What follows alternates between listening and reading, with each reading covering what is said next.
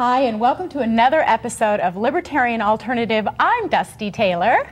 And I'm Mark Selzer, and this is our second installment of the Pink Pistols, which is I would say, a libertarian gun rights organization mainly for gays and lesbians, but also for straight people. Not narrow. Straight but not narrow. I like that. You don't have to be gay to join. You don't have to be a libertarian to join. And you certainly don't have to be a right-winger or an NRA member to join. But we let them in. But we let them in. We'll let you in. Well, so what is it? I mean, now that we've said what it isn't, what is Pink Pistols, and why is it an organization that you belong to? It's just a group of people who, like you say, are gay, lesbian, or otherwise. We have a don't ask, don't tell policy. Just like the military. You really don't have to tell. That's right. If you have to be straight. And as for politics, we don't ask about that. I have found, surprisingly, in spite of the fact that the higher-ups believe in gun control, an awful lot of Democrats believe that gun control means use both hands. or getting the bullet in the same hole twice. That's right. That's right.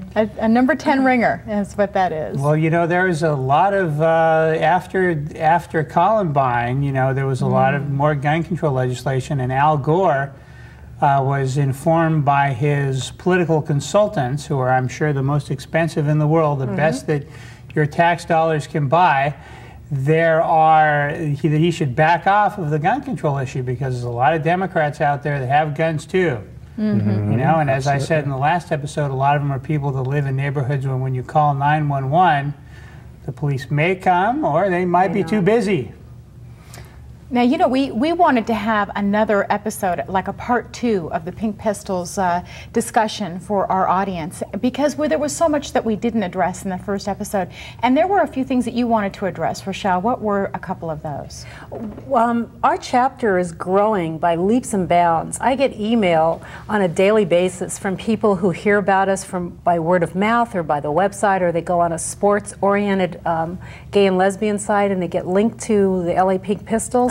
And they, you know, some of them are timid by their email. I'd like to join. What do I need to do? I put them on the list.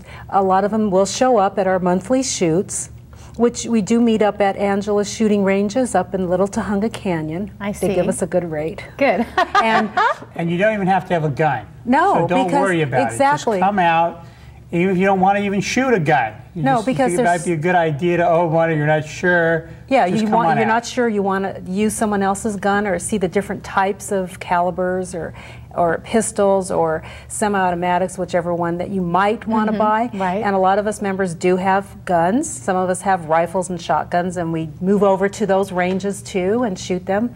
And I have found that the new people who have never been exposed to firearms for whatever reason, they are so excited when they pick up a pistol or a revolver or a semi-automatic and they shoot. And you know, a lot of us help the new people, and they're so excited and they start grinning from ear to ear. It's like, I actually shot it, and it was so empowering, and it makes us feel great. Sure. You know, because we feel like we're teachers. Sure. Well, you know, if you go to any of the amusement parks, the shooting gallery is always, you know, 5 people deep at each one of the stands where the rifle thing is. It's just a lot of fun to see if you can, you know, hit that little target. Exactly. It's a personal challenge. Absolutely. And also, you know, we kind of grow up with this idea that the only person that can protect us is going to be the government, the police. Exactly. Or someone else, or anybody else.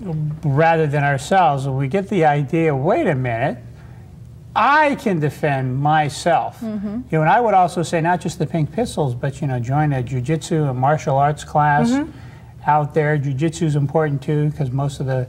You take that, don't you, Mark? I do. If you get in a scuffle, most of those things end up on the ground, and you have to know how to fight on the ground. It's kind of Chinese wrestling, it's also known. But it also, I mean, in some of those things like taekwondo and some of those more martial artsy things, don't you also get a philosophy that goes along with that on how to diffuse a situation rather than having it get to that point where you need to fight? Depends on where you go. There's a lot of, at my martial arts class, I was told, don't turn your back on anyone, you know, that's what I was told. I've been watching too many movies then. Everywhere I went in gun organizations, there is a certain ethic that is taught with the use of guns. We're always taught, don't use this just because somebody dissed you or because you lost your girlfriend. Or because there's road rage. Or your boyfriend. Or your boyfriend. Or your boyfriend, exactly.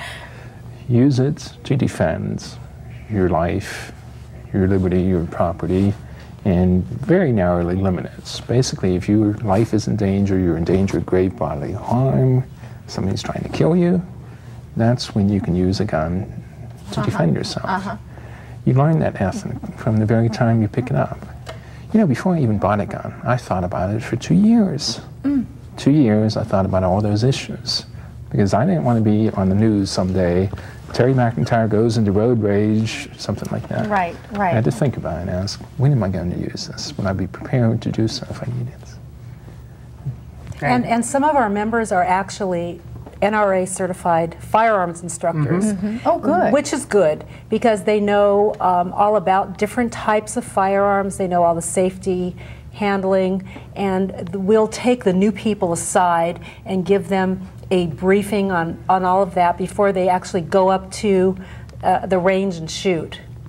Because there is a lot to know, and it is scary for a lot of people. There is a lot to know. And you know, I have to talk to you again, Terry, about what you're talking about. When you think about something for 2 years and you sort of anticipate what your answers are going to be or how you're going to feel. And the only thing I can liken that to is having children. How many of us, before we ever had our children, said, well, I'm never going to do that with my children, or I'm always going to do that with my kids, or I'm going to do things differently. And all of a sudden, when you have your children and you have that grave responsibility, then suddenly you become a responsible person.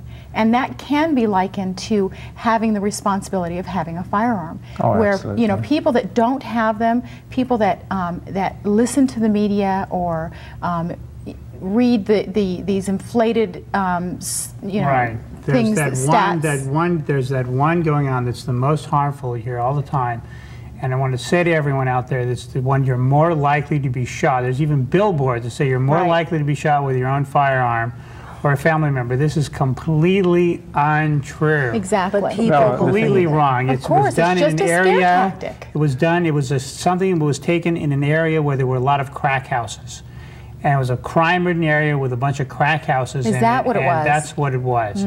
Small area, and then people used it, misuse it to represent you and me and the normal American family that has a gun. Well, isn't it true, though, that the statistics prove out that children are more likely to get into an automobile accident or to be killed by some other kind of accident than by drowning in pools? Yeah, you're more likely to die in buckets. You know, more kids drown in buckets than well, get then shot throw with away. guns. You know, let's make buckets, you know, outlawed, or let's outlaw swimming pools. I mean, it's outlaw just cars. Absolutely, They kill people. And they're the biggest weapon that any of us Americans will ever hold in our entire life is a steering wheel. Toddlers every year. There are gun accidents. I'm not kidding about that. And I'm saying if you have a gun, you need to make sure and your be kids, responsible. You're responsible. It's either locked away from your kids, or your kids know not to touch it. You know, whatever's happening in your house. But you know, there's kids every year. More kids a year are dying from buckets, just buckets filled with water. A toddler comes along and he sticks his head in there, maybe try to drink some or play, and then he'll fall in, and then he can't get out. And this happens. That's happening more and more. There's more deaths from football injuries. Right. You and know? the little girl Paralysis. just died the other day.